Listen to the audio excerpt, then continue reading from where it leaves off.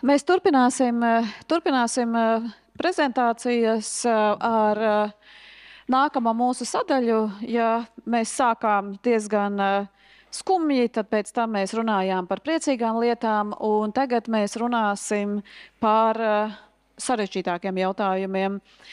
Un tas, ar ko mēs esam saskārušies Autisma apvienībā šo gadu laikā, ka tajā brīdī, tad, kad sākas sarežģīti notikumi, viņi parasti ir sarežģīti ļoti daudzos līmeņos, un arī jūs kā vecāki esat piedzīvojuši to, ka jūs tiekat mētāti no vienas iestādes uz otru iestādi, no viena speciālista pie otra speciālista, un vienā brīdī vecāki padodas.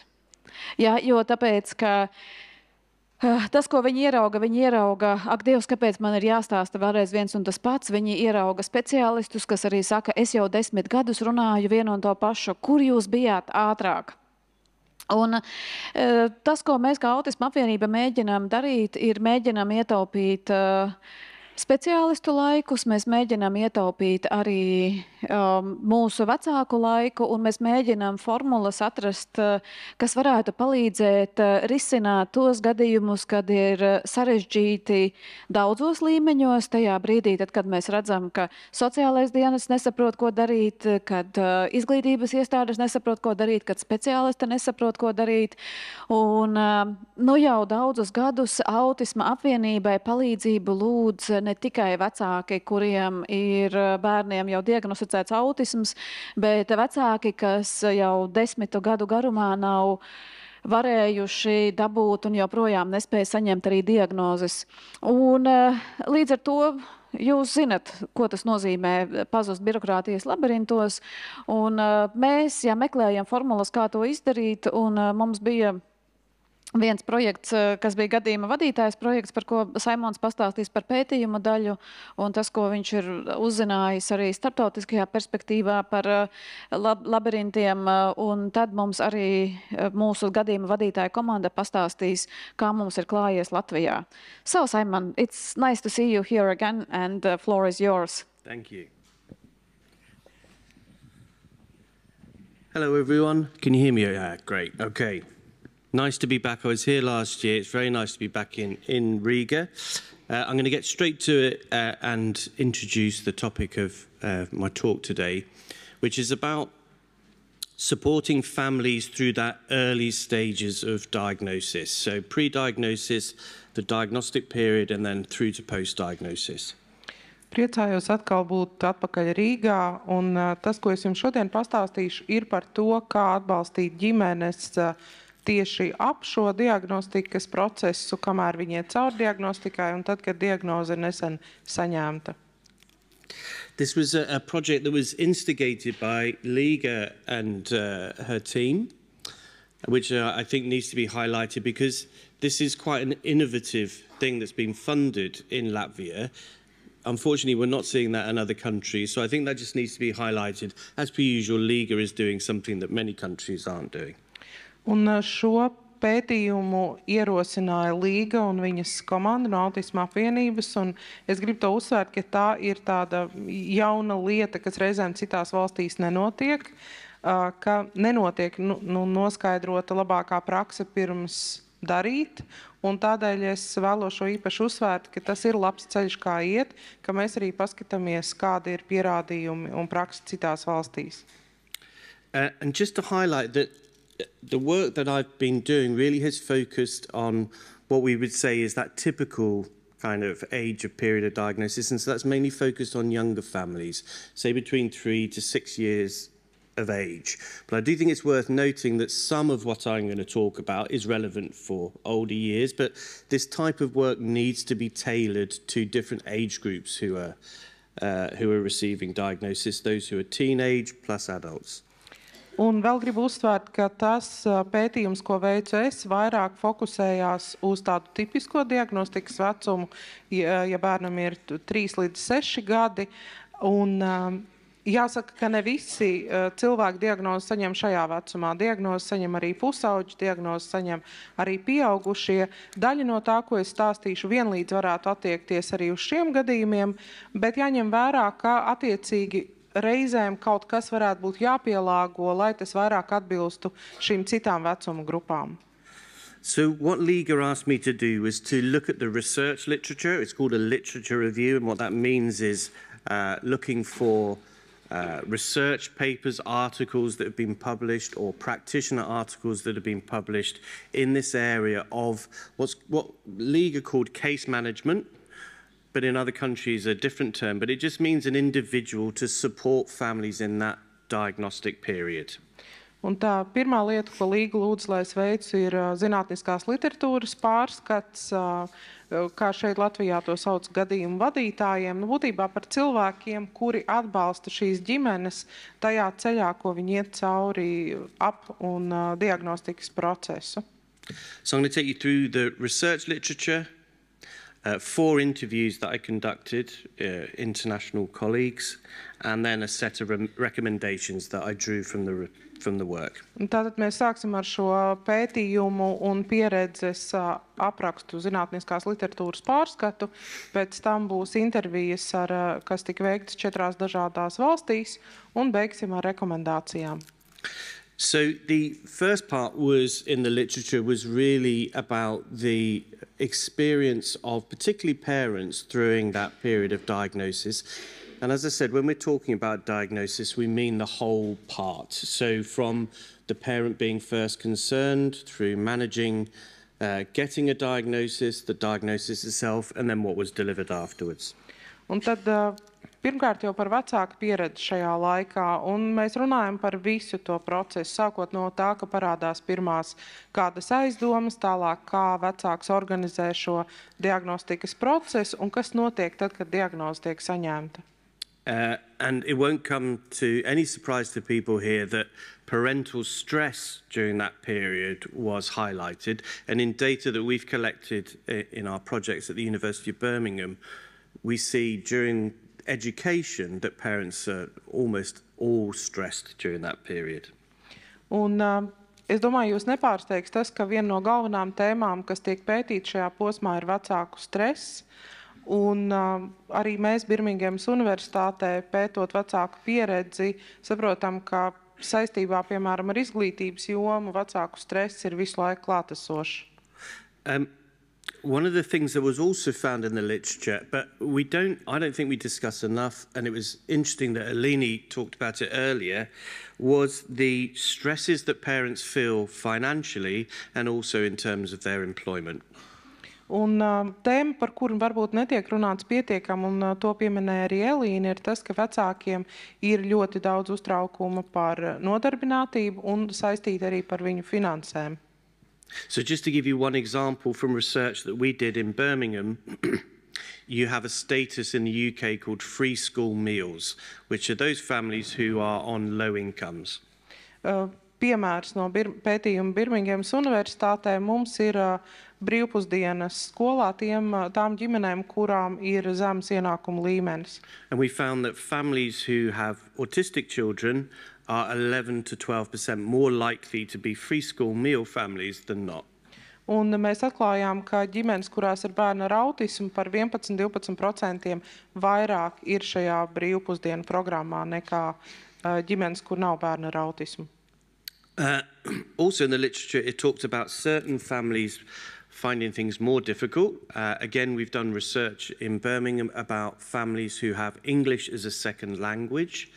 And for those families, we see lower rates of diagnosis and later rates of diagnosis. So language, those who don't speak the native language often have more challenges in terms of this diagnostic period. Pētījumi rāda, ka ir ģimenes, kurām diagnostikas process ir sarežģītāks, un Anglijā mēs esam izsecinājuši, ka tās ir ģimenes, kurām angļu valoda nav dzimtā. Tātad, ja ģimene nerunā vietējā valodā, viņu bērni tiek diagnosticēti retāk un lielākā vecumā.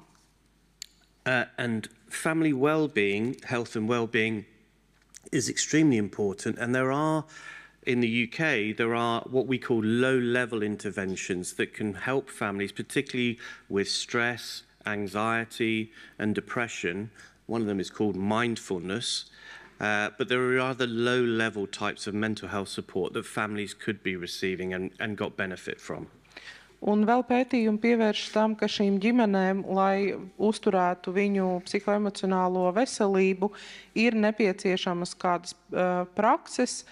Anglijā mēs tā saucam par zema līmeņiem, tās varētu būt zemes intensitātes prakses, piemēram, tā var būt apzinātība, bet arī ir cita veida šī psihoemocionālās veselības pakalpojumi un prakses, kas šīm ģimenēm būtu ļoti noderīgas, lai viņi uzturētu savu psihoemocionālo veselību. Again, from the research literature, we heard that a lot of parents find what we call navigating the system quite challenging. Pētījumi parāda arī to, ka tas, ko mēs saucam par navigāciju cauri šai birokrātijai, diezgan sarežģītu. So this could be to do with knowing where they have to go to for a diagnosis, understanding what their child's needs are, applying for benefits. And these systems, I think, are complex because of the pressures on our systems and the need for governments to reduce budgets. Un sarežģīti ir gan saprast, kāds tieši ir diagnostikas ceļš, sarežģīti ir izprast, kādas ir konkrētā bērna vajadzības, un sarežģīti ir arī pieteikties un saņemt dažādu veidu atvieglojumus, pabalstus, pakalpojumus. Un mans viedoklis ir, ka reizēm šīs birokrātiskās sistēmas ir tieši tik sarežģītas, cik ir, jo tas ir saistīts ar ierobežotiem resursiem un to, ka mums ir nepieciešams noturēties budžeta rāmjos. So there are many barriers, I think, for parents accessing the system that we call in terms of clinical services. And one of them is terminology. And professionals often, and I would be one of those as well, over the years have been trained and get used to a certain way of talking that may be understandable to colleagues, but when you're talking to a parent, we often don't adjust the way that we talk to make sure they understand. Viens no šiem šķēršļiem ir arī valoda, un es arī esmu profesionālis, speciālists, kurš ir pieredzis ikdienā runāt ar citiem saviem kolēģiem, un viņi manu runas veidu labi saprot. Tā pašā laikā, ja es runāju ar vecākiem, nav teikts, ka visi tie termini, ko es izmantoju, ir tiešām viņiem saprotami. And one of the other challenges for families is that often our systems, our health, education and benefit systems are poorly coordinated. So families sometimes report that they've had to repeat the same information again and again to different people. Un tāpat trūkst koordinācijas ar dažādiem pakalpojumiem. Bieži vien vecāki saka, ka viņiem ir jāiet un viena un tā pati informācija, viens un tās pašas lietas jādara vairākās iestādēs. One of the challenges, I think, for parents is that when they have concerns about their children, that they want to act soon. There's this feeling of urgency that parents experience, and that adds stress to them.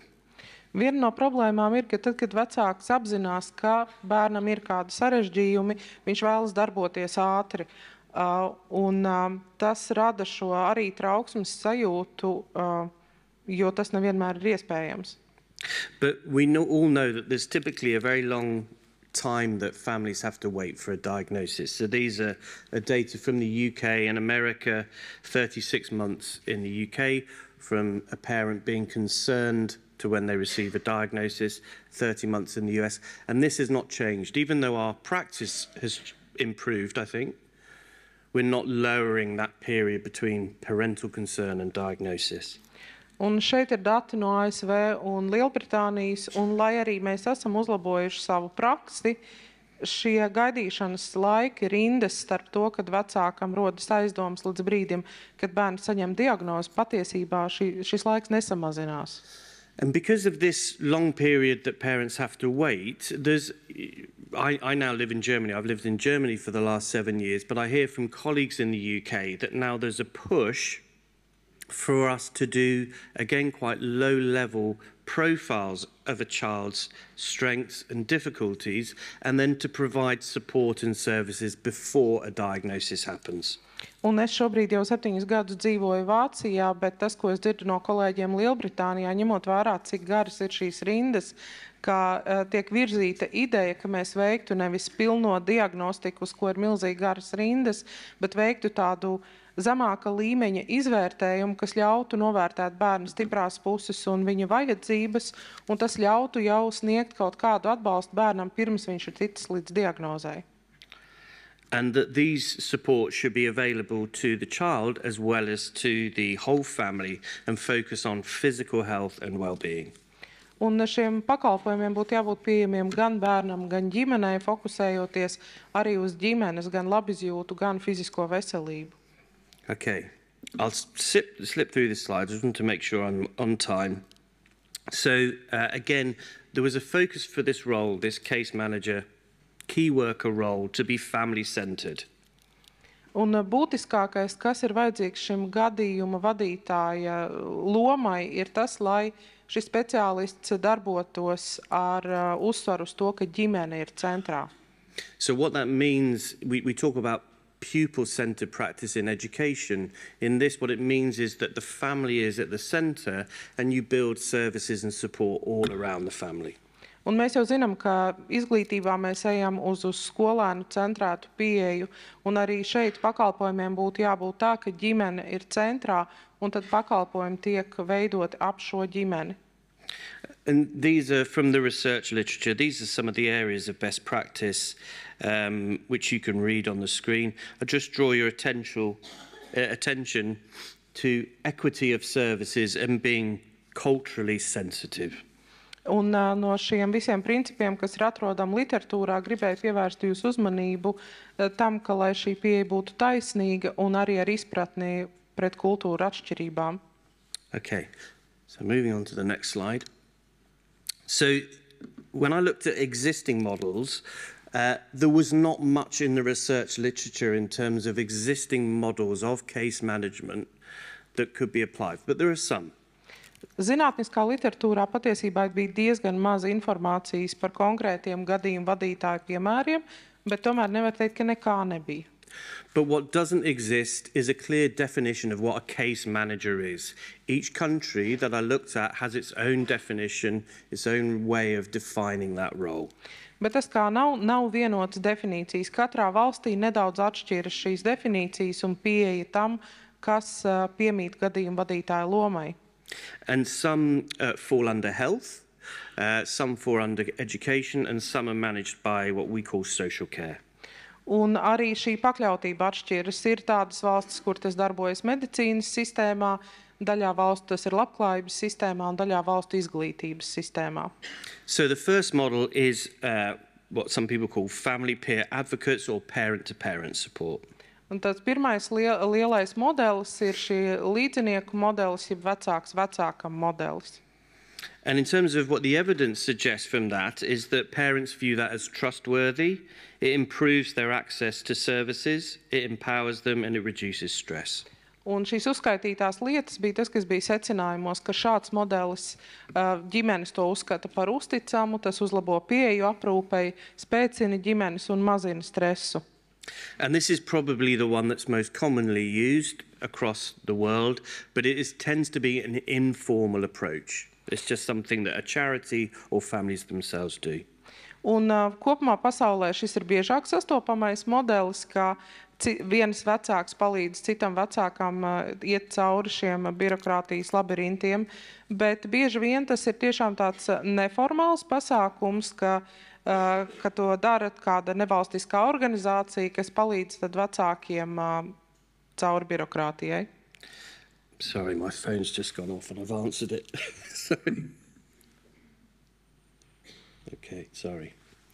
The next one is called Family Navigation, which is an American model, and this probably has the most research evidence behind it. Un tad ir ASV modelis, kas saucās ģimenes navigators, un tā ir pieeja, kurai ir tāda plašākā pierādījuma bāze. And the evidence suggests that it should be for a fixed time period, that you should be providing emotional support, information, and where to get answers. And overall, it improves that diagnostic gap between concerns and the actual diagnosis. Un šajā pieejā tas ir pakalpojums, kas tiek sniegts uz noteiktu laika posmu, jāsniedz informācija, emocionālais atbalsts un atbildes uz jautājumiem vai informācija, kur atbildes saņemt, un ka tas atvieglo diagnostikas procesu. And they also have, in America, have something called the medical home model, which is more health-focused. So you can be looking at things like managing mental health as well as co-occurring conditions such as epilepsy or sleep problems.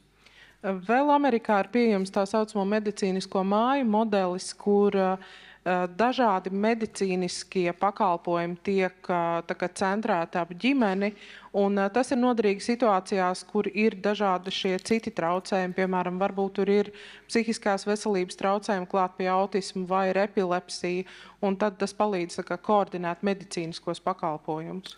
And it's very person-centered, so a bit like when I was talking about family-centered, you have the individual in the middle and you build all these services around the child. Līdzīgi kā mēs runājam, ka ģimenes centrēti pakalpojumi, tad šie ir medicīniskie pakalpojumi centrēti uz tā viena cilvēka vajadzībām. It's worth noting, in the literature they talk about training and how important it is for these individuals who act as case managers to be properly trained, but none of them come with manuals of how to do that. Lielākā daļa pētījumu uzsver to, cik būtiski ir šos gadījumu vadītājus apmācīt. Tā pašā laikā praktiski nekur nav atrodamas gatavas rokas grāmatas par to, kā šo apmācību veikt. And also the research literature highlighted the use of technology and how that can be used to reduce a caseload or mean that the individual can take more cases on. Un tiek uzsvērta arī tehnoloģija izmantošana, jo tas palīdzētu samazināt slodzi. You can get to marginalized families, so those who may not have the native language as first or may live in rural communities. Un tas varētu palīdzēt arī piekļūt tām ģimenēm, kurām ir šie kādi sarežģījumi, vai viņas dzīvo tālu kaut kur laukos, vai varbūt viņām vietējā valoda nav dzimtā valoda. And it can help with low-level supports like guides for parents or mindfulness approaches to mental health. Un arī šādā veidā var palīdzēt iespējams ar šiem zemes intensitātes psihoemocionālās veselības atbalsta pasākumiem, vai tās būtu kādas apzinātības prakses vai kaut kas tam līdzīgs. So the interviews I did, there were 4, US, UK, Hungary and Finland.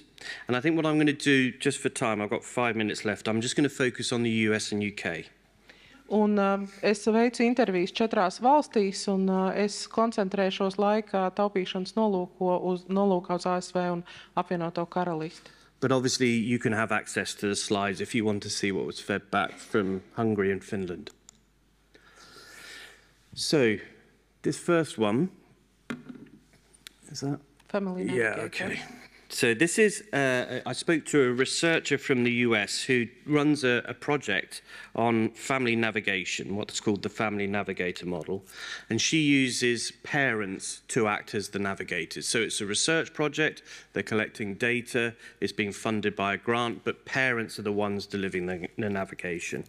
Tātad es runāju ar pētnieci ASV, kur viņiem ir šis ģimenes navigātora projekts.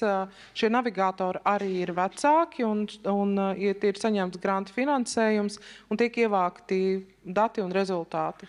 But in other family navigation models, professionals are used to deliver it. Ir arī citi šie ģimenes navigātora modeļi, kur tiek izmantots kāds speciālists, piemēram, veselības aprūpes speciālists, kas darbojas kā šis navigators. And one of the benefits, so in America you have large populations of Spanish-speaking families who often are delayed accessing services. So one of the benefits that they see is that it improves access to service for marginalized families. Un tā kā Amerikā ir diezgan daudz ģimeņu, kuras nāk no Meksikas un kurām nav angļu valoda, dzimtā valoda, tad izmantojot šos vecākus no konkrētajām kopienām, ir lielāka iespēja, ka būs iespēja uzrunāt tos vecākus, kuriem atbalsts ir nepieciešams tieši tajā valodā. The researcher that I interviewed reported what she felt were real key benefits from using parents to deliver the support service because they have this ability to empathise. They are committed, perhaps more than an employed member of staff, and it provides them with some employment that can be quite flexible. Pētniece uzsvēra, kādas viņi redz priekšrocības, ja šis gadījuma vadītājs, ja navigātors ir vecāks. Tad pirmkārt tas, ka šim vecākam ir sava pieredze, tātad viņam ir lielāka spēja iejusties šo vecāku situācijā. Bieži vien arī ir tāda lielāka deksme, kas varbūt nav vienkārši algotam darbiniekam. Plus tas, ka tā ir iespēja arī šiem vecākiem būt nodarbinātiem, turklāt nepilnu laiku, kas arī bieži vien ir nepieciešams vecākiem, kuriem pašiem ir bērni ar īpašām vajadzībām.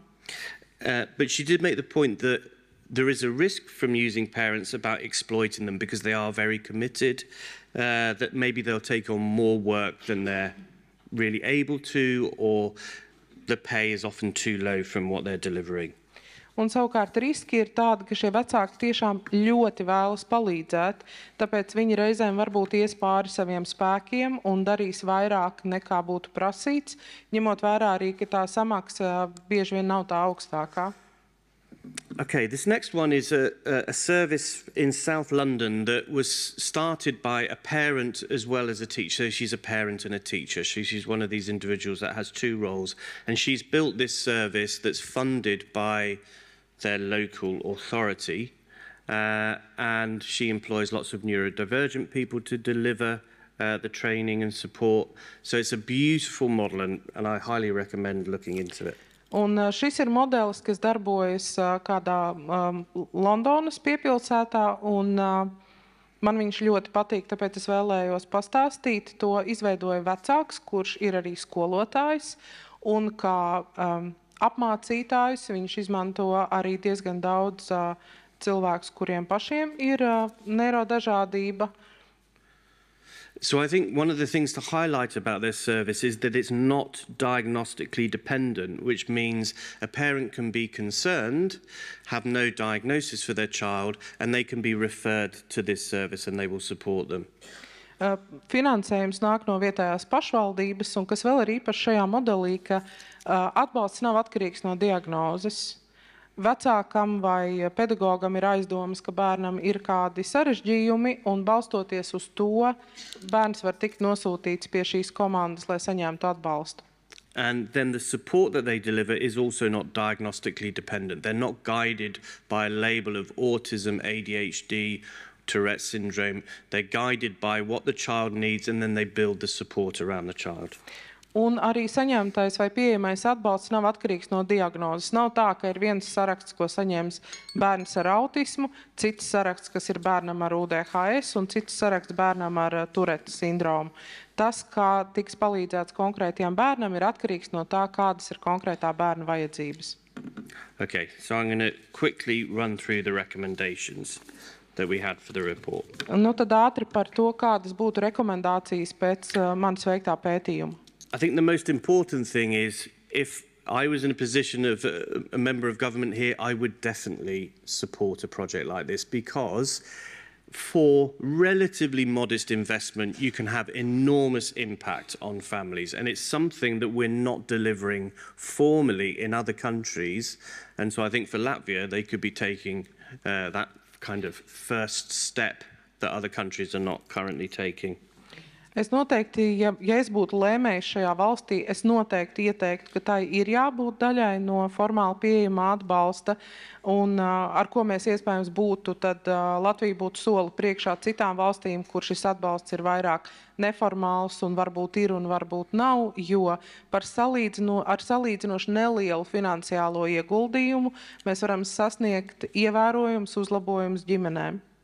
But the case manager role needs to be clearly defined within legislation, or what in England we call a code of practice, which is a way of defining for a professional group what activities specifically they should be doing. Un tā pašā laikā es uzskatu, ka būtu jābūt arī definētam, kādi tad ir šīs lomas, darbības jomas, pienākumi, tā saucamais darbības kodeks. It needs to come with training. So some of the people that I talked to talked about 30 hours roughly of training, and it needs to come from mandatory training for professionals around that case manager role. Un būtu jābūt apmācībai dažādos pētījumos un ar pētniekiem, ar kuriem es runāju. Visbiežāk šī apmācība ir aptuveni 30 stundu apjomā, un apmācība būtu no noteikti jomu speciālistiem. I would suggest that it's diagnostically independent, so the case manager role is not dependent on it being an autism diagnosis or an ADHD diagnosis or query diagnosis. They're looking at the strengths and needs of the child and the family. Un ka šim atbalstam nebūtu jābūt piesietam tam, ka bērns ir saņēmis jau oficiāli noteiktu diagnozi, vai tas būtu autisms vai UDHS, bet kā brīdī, kad šai ģimenei ir sarežģījumi, skatītos uz konkrētās ģimenes un bērnu vajadzībām. Consideration has to be given to those families who may be struggling to access services, so those who a parent may be neurodivergent themselves or may have language or cultural barriers. Un noteikti jāpadomā īpaši par tām ģimenēm, kuras ir grūti aizsniegt. Vai tas būtu valodas barjeru dēļ, vai varbūt vecāks pats ir autiskajā spektrā un viņam nav šie kontakti un tādēļ viņu ir grūtāk sasniegt. And resources need to be built around it, so resources for home, things like guides in terms of supporting challenges that parents may be facing in the home, books on how to navigate the diagnostic process, and ways of collaboratively working with colleagues. Un šeit mēs varam veidot arī dažādus atbalsta materiālus, gan bukletus, kas palīdzētu saprast šo diagnostikas procesu, dažādu informāciju, kas varētu vecākiem palīdzēt risināt bieži atkārtojošās problēmas.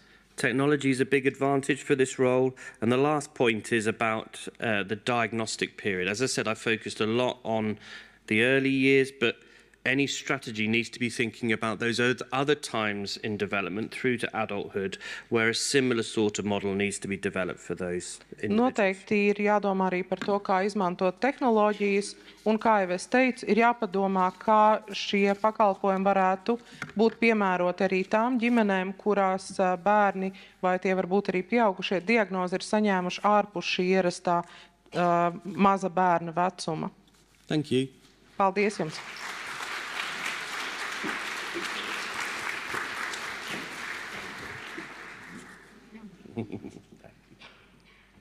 Thank you. Jā, paldies. Un par to, kā gadījuma vadītājiem pagājušajā gadā klājās Latvijā, pastāstīs Lauma un Līga. Līga, tu esi tik daudz uz skatuves, es tik ļoti priecājos, un tu esi tik kolosāls resurss mums, jo tāpēc, ka šī ideja veidot gadījuma vadītāju radās tieši dēļ tā, ka vecāki ir tik ļoti apmaldījušies šajās visos birokrātijas labirintos, ka ļoti bieži viņiem ir jāveic ļoti daudzas lomas, kā arī Saimons teica, ka tas ir jurists, pedagogs, sociālais darbinieks, arī speciālists, kurš saka, pasakiet, ko mums rakstīt dokumentos, un es uzrakstīšu visu, ko jums vajag, tikai ejiet, jā. Un līdz ar to mēs meklējām šos stāstus un meklējām veidus, kā mēs varam palīdzēt. Un komanda, vārds jums. Jā, labdien! Prieks visus redzēt. Man bija prieks dzirdēt Saimona un Elīnas prezentācijas, tāpēc, ka sēdēju māju piekrītoši ar galvu, jo principā viņi izstāstīja visu teoriju, ko mēs paši praktiski darot gadījumu vadītāju pienākumus arī saskārāmies un redzējām. Tāpēc mēs šodien esam priecīgi, ka mēs varam pastāstīt praktisko daļu, kā tad Latvijā mums gāja ar pilotu projektu gadījumu vadītājs. Un kas tad īsti gadījuma vadītājs ir? Būtībā viņš ir domāts kā atbalsta persona vecākiem, kuri audzina bērnus ar autiskā spektra traucējumiem, bet praktiski tie ir vecāki, kas paši ir izgājuši cauri visam birokrātiju koridoriem un mēģinājuši risināt jautājumus savu bērnu lietās. Tie ir vecāki, kas ir gājuši pie durvīm, klauvējuši un lūguši palīdzību, bet, jā, viņi nav arī varbūt saņēmuši, bet tas nekas, viņi tad ir norūdījušies. Un tie ir arī vecāki, kas ir iemācījušies jau veidot sadarbību ar dažādām institūcijām, lai viņiem būtu kāds risinājums saistībā ar viņu bērnu iespējām. Un pats galvenākais ir tas, ka tie ir vecāki, kas ļoti labprāt grib palīdzēt pārējiem vecākiem, jo mēs katrs no sirds ar savām zināšanām pieredzi vēlamies, lai katram nākošajam vecākajam būtu vieglāk. Un tad mēs nedaudz parādīsim, kādas tad bija tās gadījuma pieteiktās tēmas. Kā mēs redzam, viņas ir ļoti dažādas, bet to jau arī stāstīja Saimons un Elīna. Un vislielākā joma, protams, bija izglītība. Arī ļoti daudziem vecākiem bija, protams, aktuāls jautājums, ka tikko ir noteikta diagnoze bērnam autisms un ko mums darīt tālāk. Līdz ar to ir konsultācijas par speciālistiem, agrīno intervenciju, bet mums ir arī tādi jautājumi, kas ir sociālais atbalsts. Un, piemēram, bija arī situācijas, kad ģimenēs notiek šķiršanās. Tur ir saskarsmes jautājumi, kā pareizi noteikt šo saskarsmi, lai neciestu bērns. Un, kā mēs redzam, arī ir risināti ģimenē vardarbības gadījumi. Mums, protams, ir aktuāls jautājums nevien tikai bērni ar autisko spektru, bet arī jaunieši un pieaugušie ar autisko spektru traucējumiem. Un tagad mēs dosim nelielu ieskatu, kādi tie gadījumi bija. Jā, kā jau teicām, izglītība bija tāds lielākā problēma tēma. Un, piemēram, reizēm vecāks tiek sūtīts, Līga jau arī minēja, tur varbūt ir nomainīts pat 7 skolas. Un kā tas reizēm notiek, ir tā, ka lauku skola saka, ka mēs nevaram jūsu bērnam palīdzēt, jo šeit nav resursu, šeit nav atbalsta personāla. Jums vajadzētu iet uz pilsētu. Pilsētā resursu ir vairāk, tur ir logopēdi, tur ir speciālais pedagogs. Brauciet uz citu vietu dzīvot, ejiet uz citu skolu, tur būs labāk.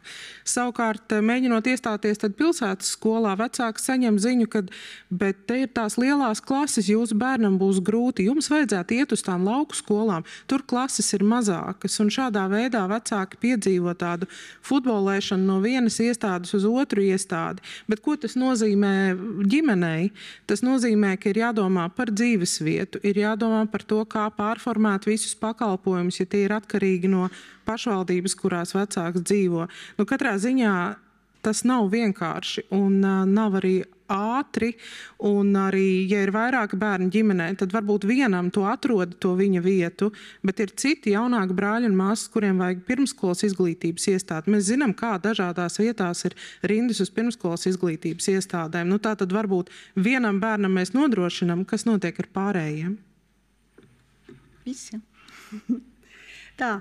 Un nākošais ir mums klasiskais jautājums. Es domāju, daudz vecāku uzreiz atpazīst situāciju, ka bērns mācās vispār izglītojošā iestādē. Un tur viņam ir grūtības, un visi saka, citur jums būs labāk. Un šis vecāks, viņš tiešām aiziet uz speciālo izglītības iestādi.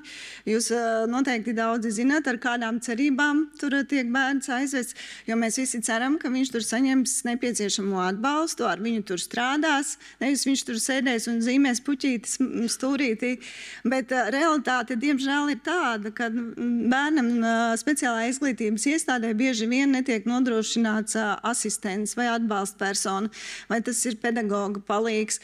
Un šis bērns viņš pat nevar elementāri iziet adaptācijas periodu, tā kā viņam tas ir nepieciešams. Līdz ar to viņš nevar mācīties.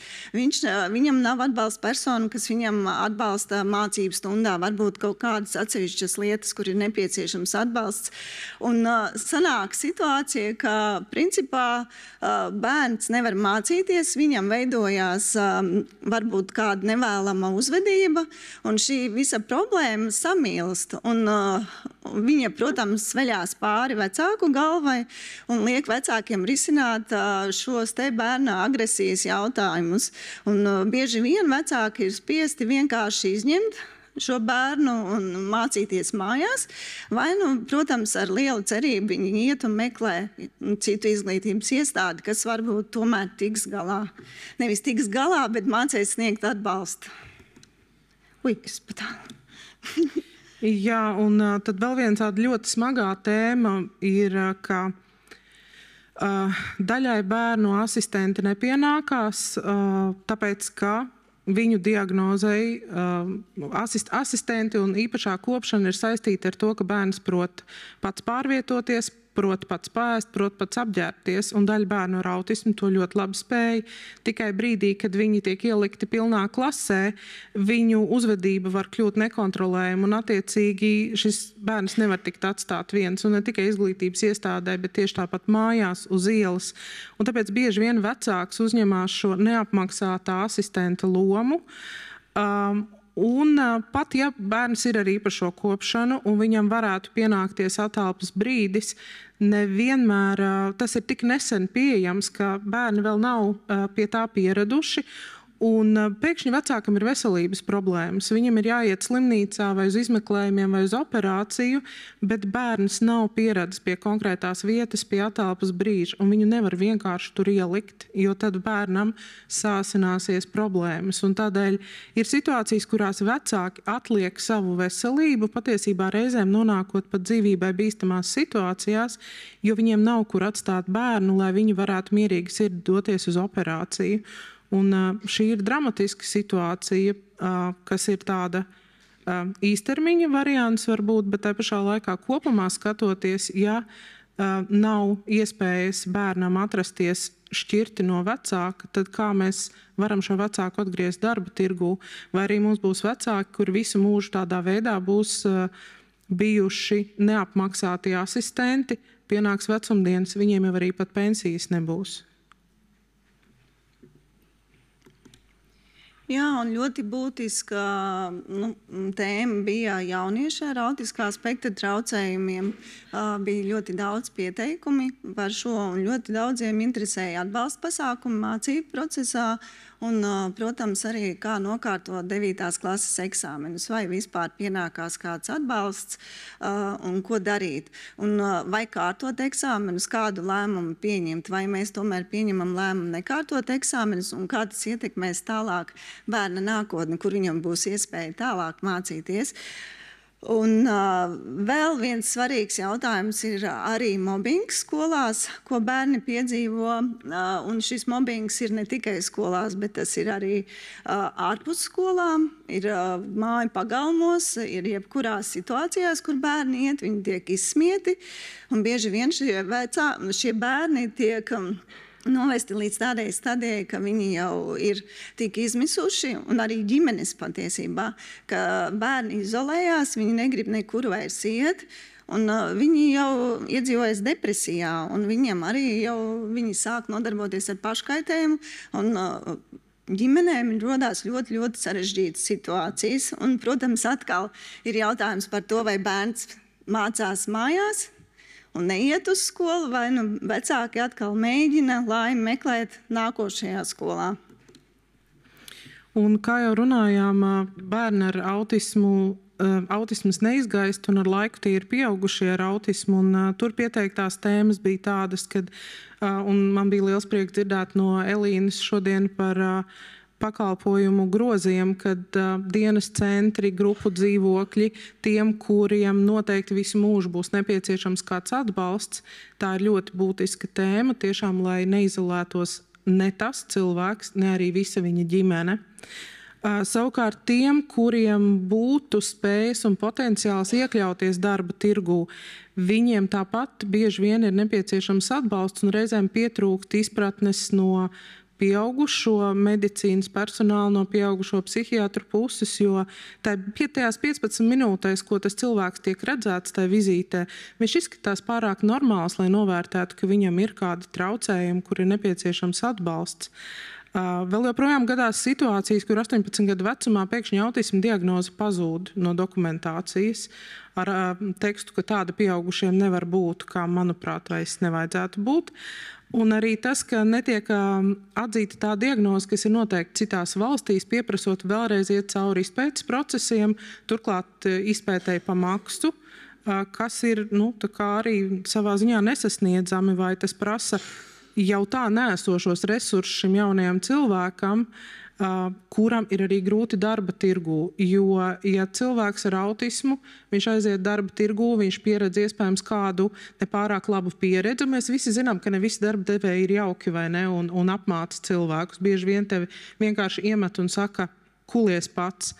Tas, kas ļoti pietrūktu, ir mentori, kuri saprot autismu un varētu šiem jaunajiem cilvēkiem, pieaugušajiem, palīdzēt apgūt darba prasmes, jo viņiem ir ļoti daudz talanti, kurus brīnišķīgi varētu izmantot, un mums tiešām būtu pilnvērtīgi sabiedrības locekļi, kur pelna sev naudu. Ja var, es te vēl papildināšu ar to, ka mums bija gadījums konkrēts saistībā ar komunikāciju ar speciālistiem no pieaugušā puses, ka viņam ir grūtības, bet ja ārsts viņam pasaka, ka tu izskaties pārāk normāls, lai tev būtu autisms, tad skaidrs, ka ārsts vispār nesaprot, ko nozīmē autisms, un viņš pats cilvēks, viņš nevar izstāstīt, kādas grūtības viņam ir. Un viņš nāk un mums lūdz atbalsta cilvēku, kas atnāks līdzi vizītē pie speciālista un izstāstīs par viņa grūtībām. Jo savādāk ārsts pasaka, ka viņam nekas nekaiš.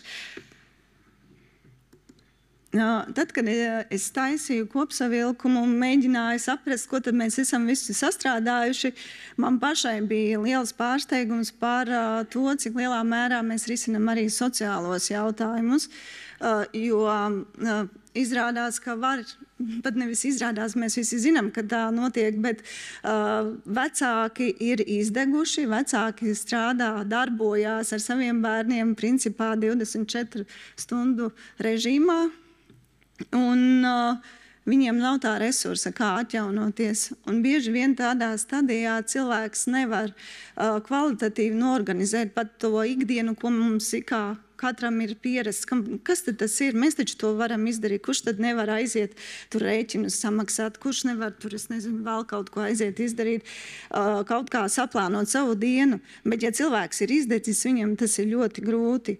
Un man bija tiešām patiesi prieks redzēt, ka mums ir bijuši gadījumi, kur mūsu cilvēki, mūsu gadījumu vadītāji ir palīdzējuši sastādīt kaut vai, piemēram, parāda dzēšanas grafiku, jo cilvēks ar to netiek galā, un viņam ir nepieciešams atbalsts, kas komunicēs ar komunālo pakalpojumu sniedzējiem.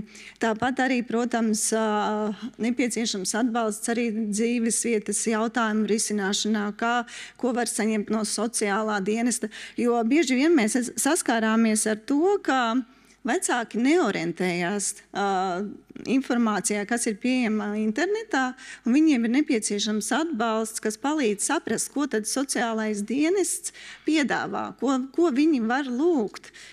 Un tāpat arī, piemēram, kā šeit ir minēts elementārs piemērs sarunāt, ka drīkst kāpņu telpā turēt ratiņus, lai viņi nav jānes uz 4. stāvu.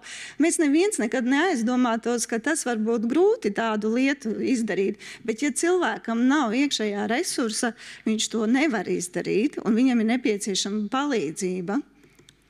Un jā, kā jau arī tika minēts iepriekšējās prezentācijās, būtisks ir jautājums, protams, par finanšu resursiem, kādi ir vecākiem, jo vecāki bieži vien ir spiesti iet prom no algota darba vai pāriet uz samazinātām slodzēm, un līdz ar to viņiem samazinās ienākumi, un viņiem ir jāizvedā bērni uz terapijām, viņiem ir jānodrošina bērnu pieskatīšana, jo bieži vien mūsu bērniem nav pieejami dienas centri, mūsu bērniem ir ierobežot pieejama interešu izglītība, un vecākiem ir kaut kā jāaizpilda šis laiks, un tas iet uz viņu finanšu resursu rēķina.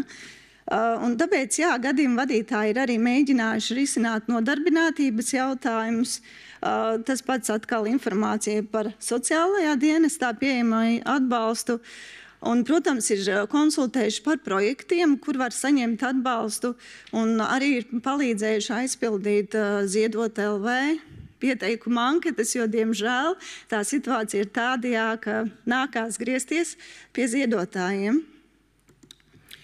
Un tad kopumā ņemot, kādas bija mūsu atziņas, ir tas, ka nevienmēr vecāki, kuri meklē palīdzību, tajā brīdī ir spējīgi viņas praktiski risināt.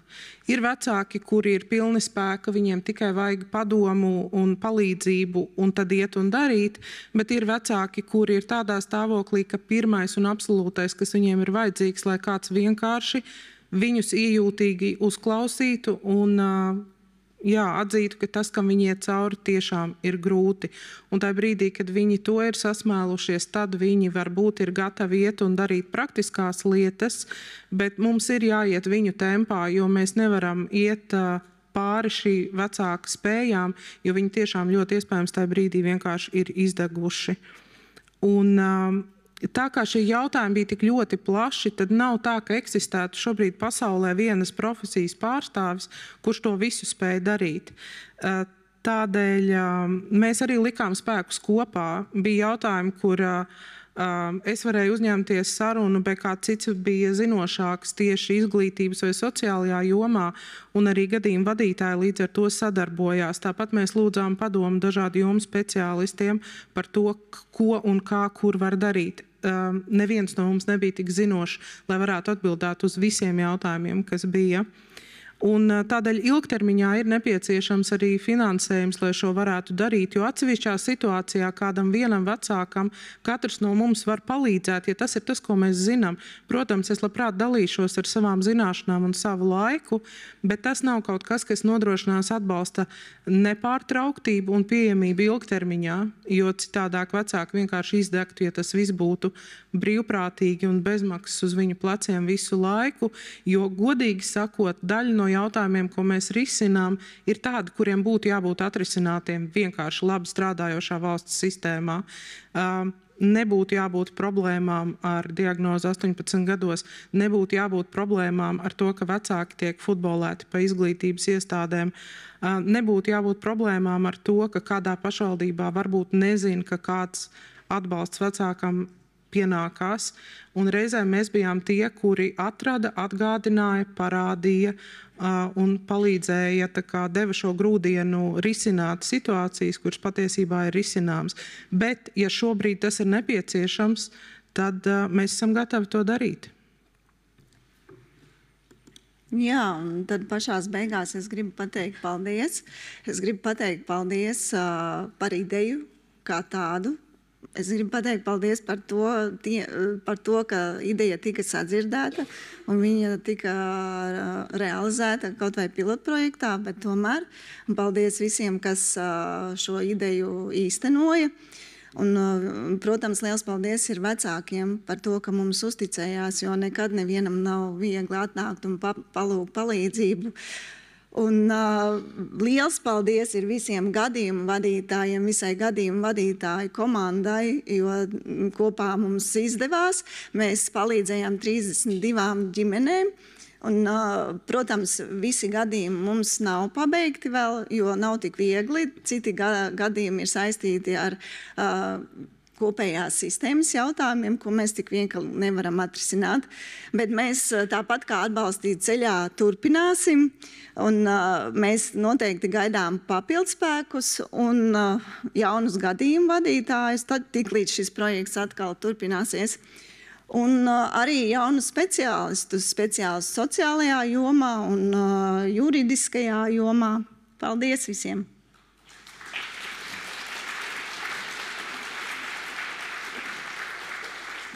Paldies!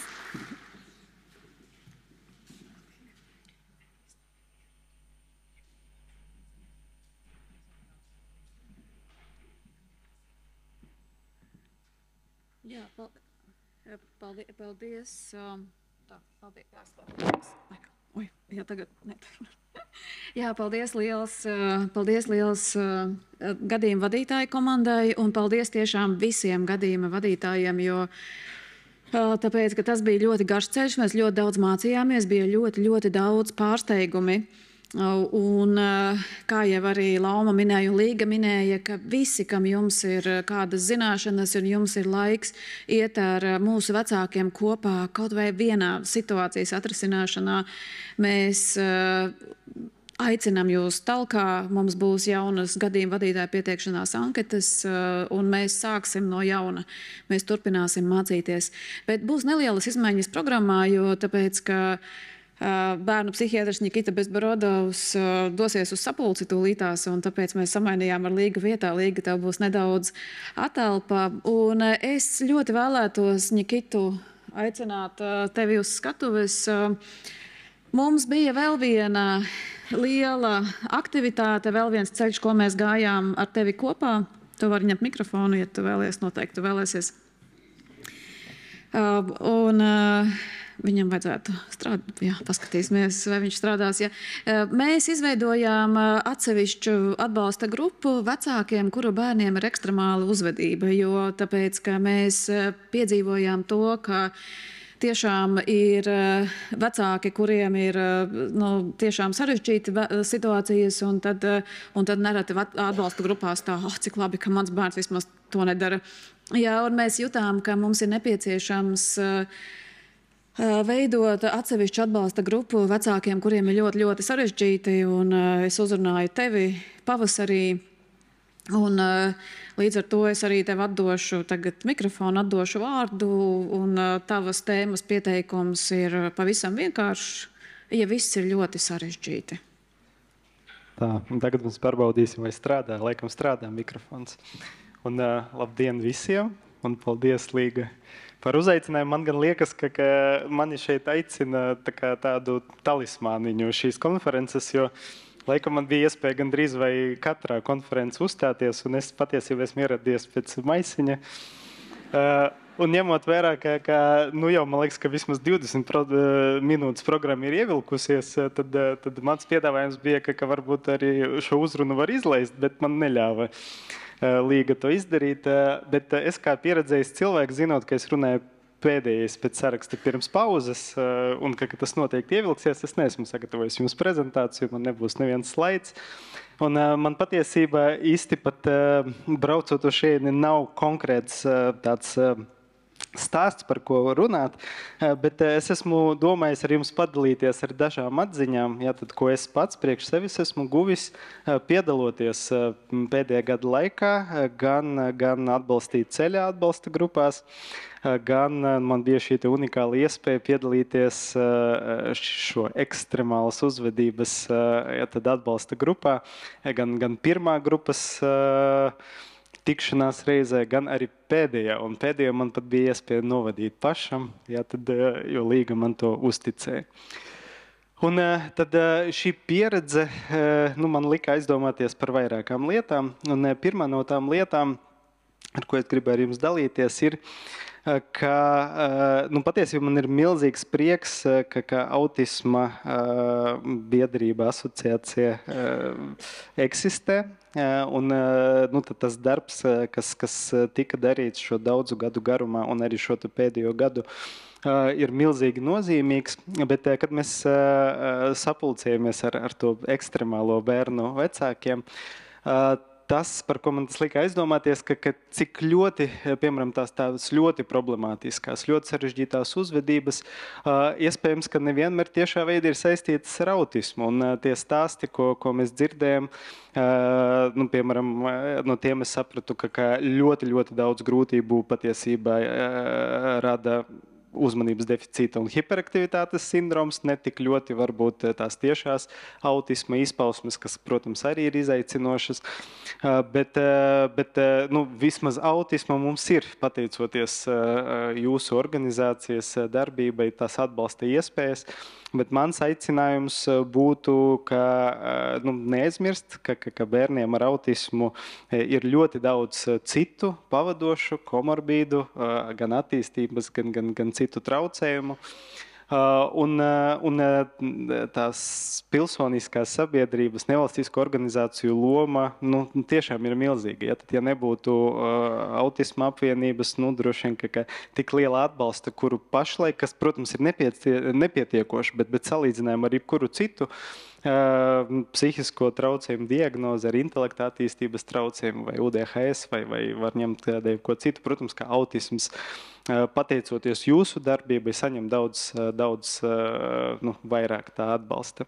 Un mans aicinājums klātesošiem, tie, kas jūt sevi kaut kādu spēku un enerģiju, iesaistīties. Ja, tad šo te dažādu organizāciju veidošana un darbībā ir sākusi darboties UDHS apvienība, un tā noteikti gaida savus tos aktivistus un cīnītājus. Laikam tādas intelekta attīstības traucējuma apvienības nav, tādu iespējams, ka vajag. Ir Dauna sindroma biedrība, ir organizācijas, kas tiešām varētu ļoti daudz ko izdarīt. Un mana dziļa pārliecība un pieredze, ko es esmu guvis strādājot vadošā amatā pietiekoši ilgi, ir, ka jebkādas izmaiņas viņas nevar nākt no sistēmas iekšienes. Ja? Tad jebkādas izmaiņas notiek tikai tad, kad ir ļoti, ļoti aktīvs vokāls sabiedrības pieprasījums. Un jūs esat tie, kas to veido, un tad man ir milzīgs prieks atbalstīt autisma apvienību, un es esmu gatavs, un es zinu, ka bērnu psihiatru saime pavisam noteikti ir gatava atbalstīt arī citas aktivitātes un centienus, ja, kas nāk no vecāku puses. Tas ir manas pirmā pārdoma. Otra pārdoma, kas mani aizņēma pēc šo atbalsta grupu, pēc piedalīšanās atbalsta grupās, ir saistībā ar vecākiem. Tas man lika aizdomāties, kāpēc man patīk strādāt ar ģimenēm, ar bērniem, kuriem ir dažāda veida neiropsihiskās attīstības traucējumi. Autisms, uzmanības deficīts, hiperaktivitāte, intelekta attīstības traucējumi. Ja, tiešām tie ir bērni, kurus saprotu ļoti labi un ar kuriem man ir viegli strādāt. Un tas, ko es esmu sapratis, ka viens no iemesliem ir, ka klāt nāk vecāki. Un, ja mēs runājam par traucējumiem, kas ir saistīti ar distresu, ja, tad emociju uzvedības traucējumi, visbiežāk, ja bērnam ir šāda veida grūtības, tas ir signāls par to, ka ģimenes sistēmā kopumā kaut kas nenotiek līdz galam labi. Ja, tad tā ir vecāku trauksme, ja, tad vecāku uzvedības, pieaugušo patiesību uzvedības un emociju grūtības, ko bērns nes kā vājākais pretestības punkts. Bet strādājot ar bērniem ar attīstības traucējumiem, tad ir gadās ļoti bieži strādāt ar ģimenēm, kur vecākiem nav nekādu grūtību, viņi ir ļoti labi vecāki. Bet viņam ir gadījies piedzimt bērnam ar unikālu nervu sistēmas attīstību, ar unikālām vajadzībām, un viņam līdz ar to ir nepieciešams kaut kāds papildus atbalsts, bet ģimenes sistēma nepretojas mana kā palīdzības sniedzēja centieniem palīdzēt. Kā bieži notiek ar bērniem ar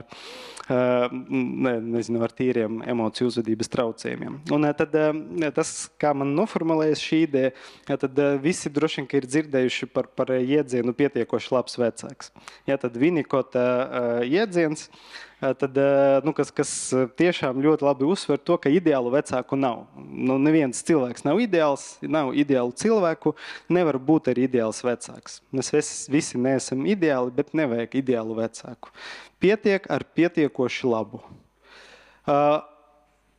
Ja mēs runājam par bērniem ar autismu, par bērniem ar UDHS, par bērniem ar dažāda veida attīstības traucējumiem, tā grūtība ir tāda, ka audzinot bērnu, kuram ir attīstības īpatnības, nevienmēr pietiek ar pietiekoši labu. Ja tad ar pietiekoši labu nevienmēr pietiek, tad tev ir jābūt supervecākam. Tev ir nepieciešamas papildus zināšanas, papildus prasmes, ja, tad papildus laiks, papildus enerģija, ko ir jāiegulda. Un tas ir tas, ko mēs varam iedot. Ja, tad visi cilvēki, kas nodarbojas ar atbalstu, ja, tad tas ir mūsu patiesais mērķis. Ja, tad iedot tās papildus zināšanas, ja, tad iedot prasmes, un to tiešām var izdarīt. Ja, tad palīdzot vecākiem, kuriem ir jāaudzina bērni ar dažādiem attīstības traucējumiem, būt ne tikai pietiekoši labiem, bet vēl labākiem. Bet, ja līgas uzdevums bija pateikt, ka vecāki nav vainīgi pie visa, es ceru, ka es esmu izpildījis. Jā, tad pie visa vecāki nav vainīgi. Jā, tad ir arī bioloģiskie faktori un ir arī nervu sistēmas attīstība. Un man tikai ir jāpaklanās to cilvēku priekšā, kas ir šeit auditorijā un kas audzina bērnus ar dažādiem attīstības traucējumiem, kas mēģina izglītot viņus izglītības iestādē, jā, tad vai ārstēt, rehabilitēt ārstniecības iestādē. Un ar to ir saistīta arī trešā un pēdējā atziņa, kas man šodien priekš jums ir. Tad piedaloties tais atbalsta grupās, īpaši grupā ar vecākiem, kuru bērniem ir ekstremāli problemātiska uzvedība, es ļoti šaubos, ka mēs kaut ko ļoti atrisinājam rezultātā. Bet droši vien, ka tās grupas mērķis nebija un nevar būt atrisināt visas problēmas. Ja, bet man bija iespējas sajust, kā mainās atmosfēra, ja, kā mainās komunikācija, kā mainās to cilvēku emocionālais stāvoklis, kas piedalījās šai atbalsta grupā. Jo tam savstarpējiem atbalstam, līdz cilvēku atbalstam ir milzīga nozīme. Mēs esam sociālie dzīvnieki, ja tad, ja mums ir iespēja būt daļai no sabiedrības, no grupas, justies pieņemtiem, dzirdēt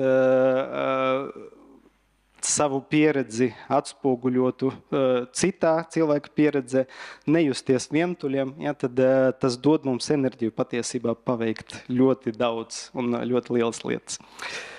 Un tas man lika aizdomāties par to, ka šādas grupas, ko organizēja pilotprojekta ietvaros, viņam ir jābūt pieejamam regulāri, ja, tad visu laiku.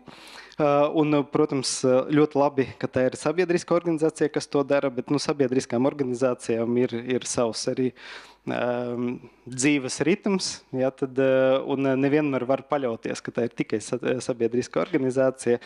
Un līdz ar to es ļoti ceru, ka mums valsts palīdzības sistēmas pusē, ja, tad bērnu psihiatriskās palīdzības sistēmas pusē, bērnu slimnīcas, bērnu un jauniešu psihiskās veselības centrā, tuvākajos gados izdosies izveidot šādas aktivitātes. No vienas puses tā ir izglītojoša grupa, kur būtu iespēja piedalīties un pieslēgties jebkuram vecākam, kam ir jautājumi, jo tas, ar ko es nodarbojos savā ikdienas psihiatra praksē, lielāku daļu no laika, es stāstu dažādām ģimenēm, negluži vienu un to pašu, bet lietas, kas ir ļoti, ļoti līdzīgas. Un caur to pieredzi atbalstīt ceļā, atbalsta grupās, es esmu sapratis, cik daudz efektīvāk un priekš visiem interesantāk to var darīt, kad tu runā ar 50 vecākiem. Ja, un kad tev ir iespēja nevis veltīt 1 stundu strādājot ar vienu ģimeni, bet veltīt 3 stundas strādājot ar 50 cilvēkiem kopā. Un, es ceru, ka Autisma apvienība turpinās šo projektu, bet es arī ceru, ka kādreiz to funkciju varētu pārņemt arī bērnu un jauniešu psihiskās veselības centrs. Un no otras puses tas ekstremālas uzvedības, ja tad atbalsta grupa, pavisam noteikti arī ir aktivitāte, kuri vislabāka vieta, kur dzīvot būtu. Ārstniecības iestāde, ja tad psihiskās veselības centrs, kas varētu nodrošināt to ietvaru, to telpu un to atbalstu. Bet to īsto atbalstu, protams, ka vislabāk varat nodrošināt jūs viens otram. Un ar to es domāju, ka es savu uzrunu beigšu. Paldies jums par tik milzīgu klātbūtni. Es katru gadu priecājos redzēt, ka zāle Nacionālajā bibliotēkā ir pilna. Un tad turpināsim sadarboties. Jā, paldies. Tev tas solītais maisiņš. Jā, tā kā, jā. Izpildīt. Jā, tava misija, tavs mērķis ir izpildīts. Un tas tiešām, ko es vēlējos teikt, es atcerējos tādu citātu, ar ko atšķirās meistars no strādnieka, ir, ka strādnieks te dara, te nedara, bet meistars nevar nedarīt. Un ekstremālās uzvedības atbalsta grupas mums tas projekts jau ir beidzies. Un tur bija 10 grupas paredzētas, bet mums pagājušajā otrdienā notika jau 15. Un mēs turpinām, un mēs nevaram apstāties, jo tāpēc, ka tas Nikita, ko tu minēji, šis pieprasījums arī no vecākiem, šis spiediens, viņš arī nāk, un tev ir pilnīgi taisnība. Mums šajā atbalsta grupā ir tikai daži vecāki ar autismu, jo lielākā daļa ir vecāki, kuri nekur nevar saņemt nekādu atbalstu, un viņiem ir jautājumi, un tie jautājumi ir ļoti līdzīgi, un mēs vienkārši arī turpinām, un es ļoti, ļoti priecātos, ja mēs varētu atdot to jūsu rokās, jo kā tu arī minēji, ka biedrības pastāv, apvienība būs viss kārtībā. Jā, bet tieši tā ilgtspēja ir nepieciešams arī šis te ekspertu un sistēmas redzējums, un arī jums neviens garām nepaiet. Par autismu apvienību visu laiku kāds uzzina, kāpēc es nezinu, 15 gadus jūs jau pastāvat, un kā es to nezināju, bet slimnīca tur ir un būs. Jā, tā kā mēs ļoti priecāsimies atdot to visu jūsu rokās tajā brīdī, kad jūs būsiet gatavi to paņemt. Un šajā, starp citu, datubāzē ir vairāk nekā 80 vecāki jau pieteikušies. Un tā vēl viena interesantā lieta ir, ka faktiski tās tēmas, viņas nāk klāt un viņas risinās un aug, un tie jautājumu loks paplašinās, un mums atkal jau, mēs redzam, mums pat uz šīm atbalsta grupām brauc no Ventspils, brauc no Talsiem, no Tukuma, no Cēsīm uz šīm te dažām stundām, un tas, protams, ir par maz, bet tas ir labāk nekā nekas. Nu, lūk, Līgu, vārds tev noslēgumā pirms pusdienu pauzes, un tad mēs turpināsim ar Nikitas iesākto tēmu arī par vecākiem, vecāku perspektīvu, un tu veici unikālu pētījumu Latvijā, un vārds tev.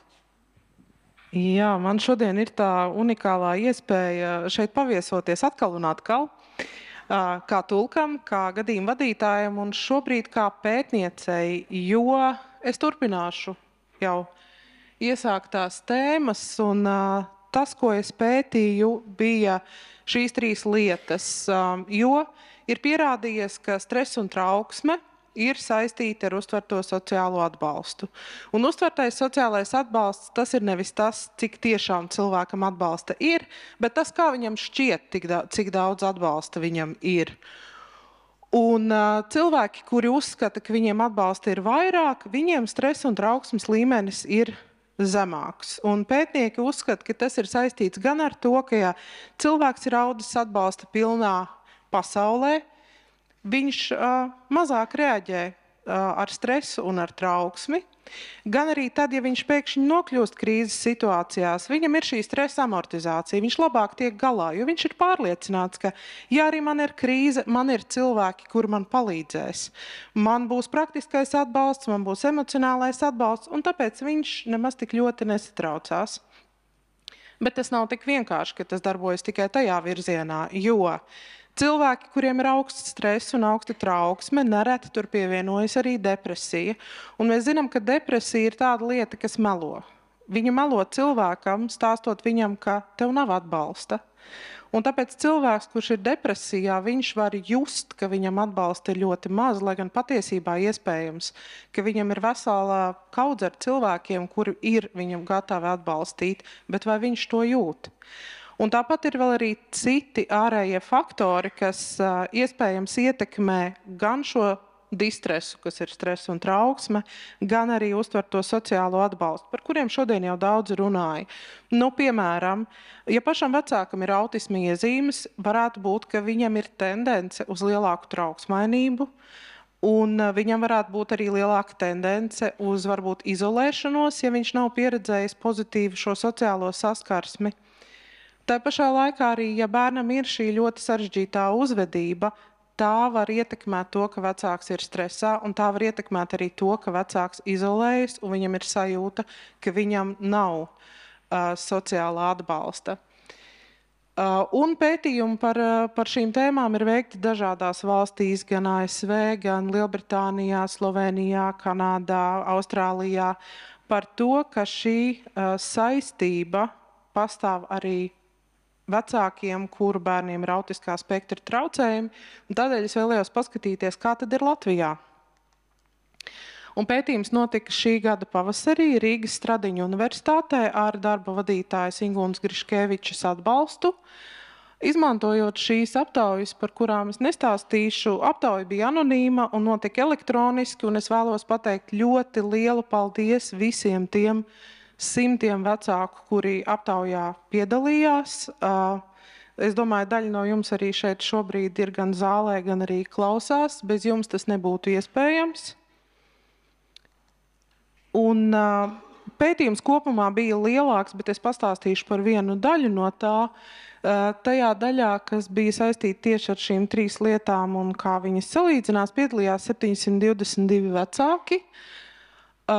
Bija tā saucamā kontrola grupa, tas ir šie vecāki, kuru bērniem nav veselības traucējumi, un jāpiebilst, ka es neizskatīju viņu medicīniskos datus, tas bija tīri vecāku apgalvojums uz jautājumu, vai jūsu bērnam ir kāda veselības traucējuma, īpaši izceļot autiskā spektra traucējumus, vai arī vecāks atzīmēja, ka nevienam no viņa bērniem nekādu veselības traucējumu nav.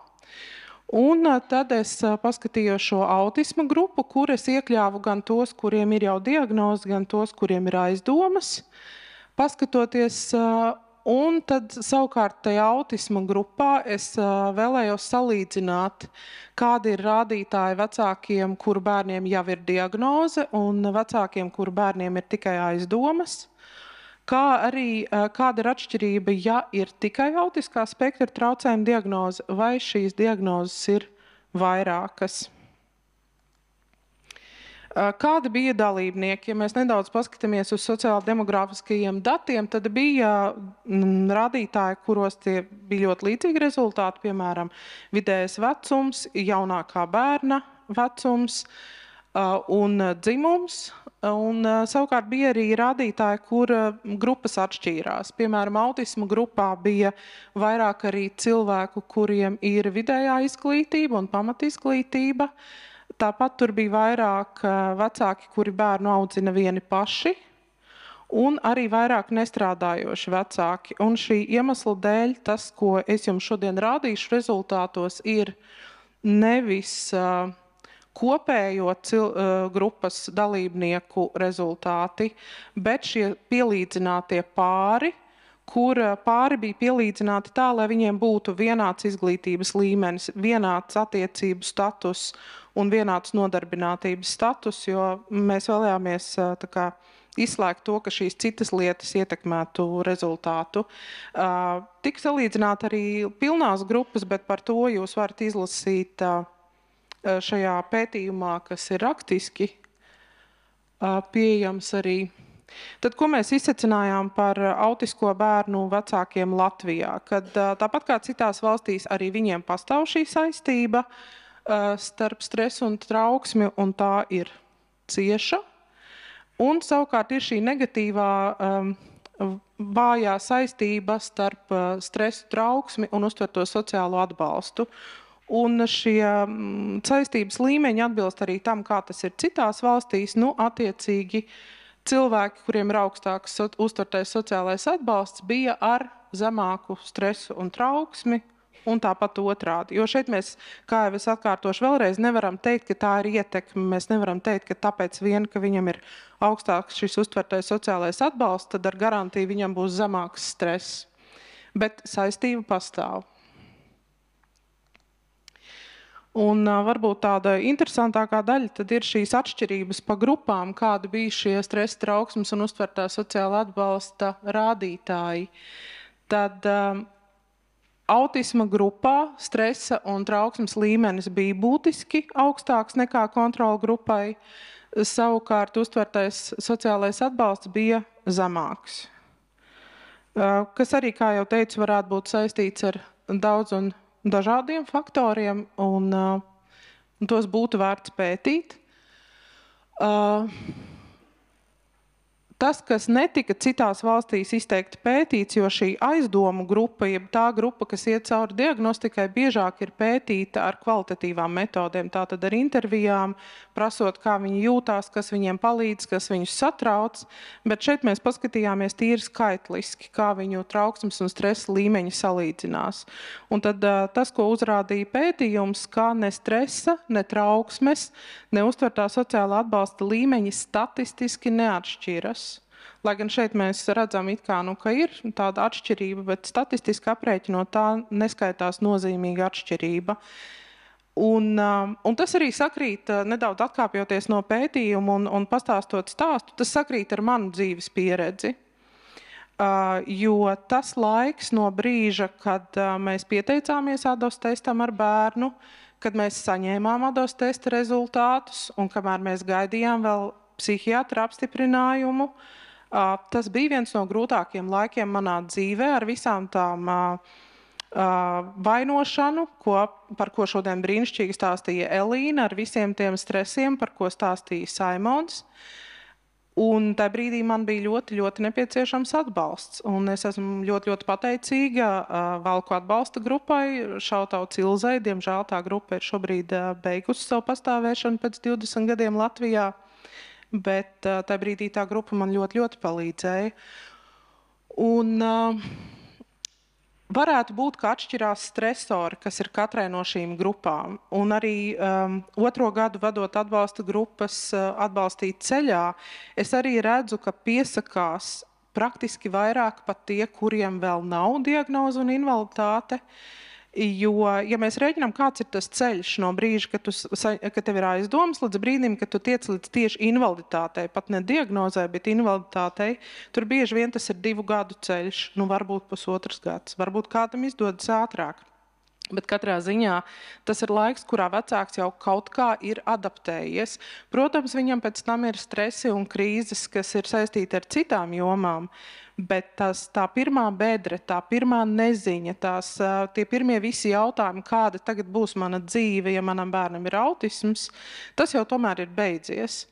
Un mums ir bijuši vecāki, kur piesakās atbalsta grupās, kuri ziņu no tā, ka jūsu bērnam visticamāk ir autisms, ir saņēmuši, piemēram, pirms 2 nedēļām. Un šajā situācijā vecāks iespējams visu pirmo nodarbību pavada raudot, stāstot to, kā viņš tobrīd jūtās. Šiem vecākiem ļoti, ļoti ir vajadzīgs atbalsts. Tad skatoties, kāda ir atšķirība rādītājos, vai ir viena vai vairākas diagnozes, es teiktu diezgan likumsakarīgi vecākiem, kur bērniem ir vairākas diagnozes, un mēs neprasījām norādīt tieši kādu diagnozi, bet šeit bija iekļautas gan ģenētiskās, piemēram, Dauna sindroms, gan neiropsiholoģiskās, piemēram, UDHS, gan arī tādas saslimšanas kā diabēts vai astma, gan arī intelekta attīstības traucējumi. Tātad, ja autismam kombinējās klāt jebkas no šī, tad vecāki atķeksēja, ka ir vairākas diagnozes un viņu stresa un trauksmes līmenis ir augstāks.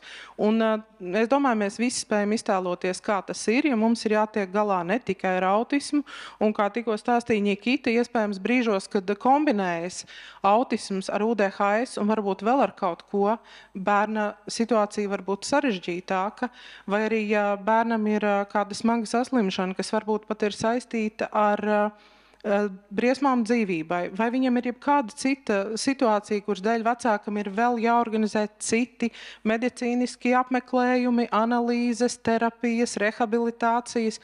Protams, ka vecāka dzīve ir sarežģītāka un ir diezgan loģiski, ka viņa stresa un trauksmes līmenis varētu būt augstāks. Tad kāds ir secinājums? Tas pats, ko atkārtoja jau arī tikko Nikita, ka šie pakalpojumi ir nepieciešami, viņi ir nepieciešami regulāri, nevis tikai kampaņu veidīgi, jo vecāki nevar ieplānot savu stresu un satraukumu uz to brīdi, kad šie ir tie mēneši, kurā ir pieejamas atbalsta grupas. Ne visiem vecākiem šādas atbalsta grupas varbūt būs tas, kas viņiem palīdzēs, bet tādi, kuriem palīdzēs, ir diezgan daudz, jo Informatīvās grupas, kas ir šīs speciālistu grupas, noteikti var izteikti mazināt dažādus satraukumus, kas mazinās stresa līmeni. Savukārt, ja vecāki iekļaujas šajās atbalstu grupās, viņiem tur nodibinās draudzības, tad pieaug šī viņu uztvertā sociālā atbalsta sajūta. Un šeit es varu minēt konkrētu piemēru. Man mūža labākā ballīte bija šajā projektā. Viens no vecākiem izlēma, kad riskējam, uztaisam dzimšanas dienas ballīti un saaicinam tur šos vecākus ar visiem viņu bērniem. Maziem, lieliem, vienkāršākiem un netik vienkāršiem, un vienkārši ejam ballēties. Tā bija brīnišķīgākā ballīte manā mūžā. Neviens neuztraucās, kā tie bērni uzvedās. Manējām palika pa grūtu, viņš aizgāja pasēdēt skapī. Un nevienu tas nesatrauca. Un bērni uzvedās, kā viņi uzvedās, un visi par to bija pilnīgi mierīgi. Un tajā brīdī es sapratu, ka patiesībā man šī sajūta ir ļoti pietrūkusi. Sajūta, ka es varu mierīgi atpūsties un zināt, ka man nav jābūt visu laiku tādā trauksmes fona, trauksmes līmenī par to, kā mans bērns uzvedīsies, kā mans bērns jutīsies, kā jutīsies citi cilvēki, ja manam bērnam kļūst par grūtu. Un šī sajūta bieži vien ir vecākiem, tāpēc viņiem ir vajadzīga iespēja satikt citus vecākus un piedzīvot šo sajūtu, kad ir ok tā, kā ir. Arī tad, ja viņš kādā brīdī neuzvedīsies mierīgi. Noteikti varu atkārtot vēlreiz, kad nevajag izslēgt no šī pakalpojuma. Es vēl saprotu, ka varbūt bērnu kaut kādās darbnīcās tur ir vajadzīgi ļoti tādi striktāki iekļaušanas kritēriji, jo resursi ir tik, cik ir. Bet vecāku atbalstu grupās es tiešām neredzu nekādu pamatojumu likt ierobežojumu, ka ir jābūt diagnozei un jābūt invaliditātei. Jo visvairāk šīs atbalsta grupas ir vajadzīgas sākumā un ir labi, ja viņas ir jauktas. Ir labi, ja vecāks, kurš atnāk tikko kā manam bērnam varbūt būs šī diagnoze, viņš ierauga citus vecākus, kur bērniem jau ir tā diagnoze, varbūt jau gadus 15, un redziet, dzīvi. Varbūt nedaudz satraukušies, bet dzīvi gājuši tam cauri un viss ar viņiem ir labi un var apmainīties ar pieredzi. Tas ir ļoti, ļoti vērtīgi. Un īpaši es iesaku arī tiem, kur ir vai veselības aprūpas speciālisti vai psiholoģiskā atbalsta speciālisti, pievērsiet uzmanību tiem vecākiem, kur bērniem ir vairākas diagnozes. Ja jūs strādājat arī ar bērniem, piemēram, kā ģimenes ārsts un vecāks nāk ar savu bērnu problēmu, pavaicājiet tam vecākam, kā viņam pašam iet, jo viņš iespējams jau sen vairs vispār nedomā par sevi un tikai iet nonstopā strādājot bērna labā. Noteikti ir vērts turpināt pētījumus par to, kādi ir tie stresori Latvijā, jo tie pētījumi, kas ir veikti rietumvalstīs, varbūt neatbildīs mūsu situācijai.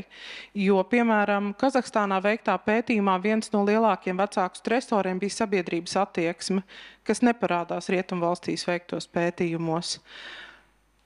Un es nevaru atbildēt uz jautājumu, kā klājas tētiem. Un vēlreiz milzīgais paldies visiem tiem tētiem, kuri atbildēja manā pētījumā. Viņi bija vairāk nekā iepriekšējos. Bet tie bija kādi 5% no respondentiem. Tāpēc es nevaru ar pilnu pārliecību teikt, ka es zinu, kā klājas tētiem Latvijā, bet šodien pēcpusdienā jūs dzirdēsiet no tētiem, tāpēc mums vismaz ir tas. Un tad noslēdzot, es jau arī savā ziņā ārpus pētījumu uzdevu to vienkārši brīvo jautājumu, kāds atbalsts jums pietrūkst šobrīd visvairāk. Un šeit ir vecāku atbildes. Un mēs katrs varam darīt kaut ko. Es turpināšu vadīt atbalsta grupas arī ārpus pakalpojuma termiņiem pirms un pēc, lai nodrošinātu šo nepārtrauktību. Maģistra darbā es vēlos turpināt šo pētījumu, skatoties jau uz konkrētiem stresoriem, kādi ir vecākiem Latvijā. Es aicinu, tiešām arī speciālistus, ja jūs esat sociālās jomas vai juridiskās jomas speciālisti, ja jūs varat kādreiz veltīt kādas brīvprātīgā darba stundas šīm ģimenēm, tas būtu izcili. Ja jūs esat pašvaldības, izglītības pārvaldes vai skolu pārstāvi, nesūtiet tos bērnus. Arī tad, ja jūs gribat palīdzēt un jūs domājat, ka kaut kur citur ir skola, kur viņiem būs labāk, es jums varu apliecināt, nav nekur tā maģiski ideālā skola, kur šiem bērniem būs ļoti, ļoti labi. Bet jūsu skolā ir viss potenciāls kļūt par vienu solīti labākai skolai priekš šiem bērniem, un mēs to varam darīt kopīgi, un mēs palīdzēsim jums saprast arī, kā to var izdarīt.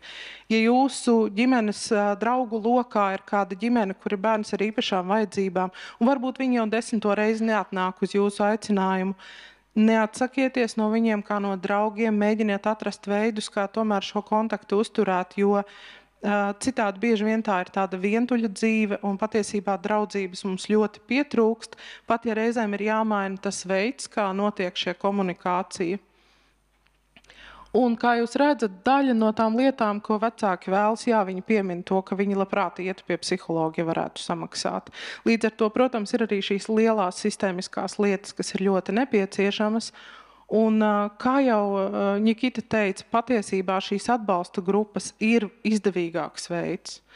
Jo, ja mums ir speciālistu grupa, kur vienlaicīgi psihiatri var klausīties 30-50 vecāki, tas noteikti būs izdevīgāk nekā tad, ja tas ir jāstāsta katram vecākam atsevišķi. Un tieši tāpat, ja mēs nevaram nodrošināt 20 reizes pie psihologa katram vecākam, kuram tas tobrīd ir vajadzīgs, mēs varam vismaz nodrošināt šīs atbalsta grupas, kā Saimons teica, tas kaut vai zemās intensitātes psihoemocionālo atbalstu mēs tomēr varam nodrošināt.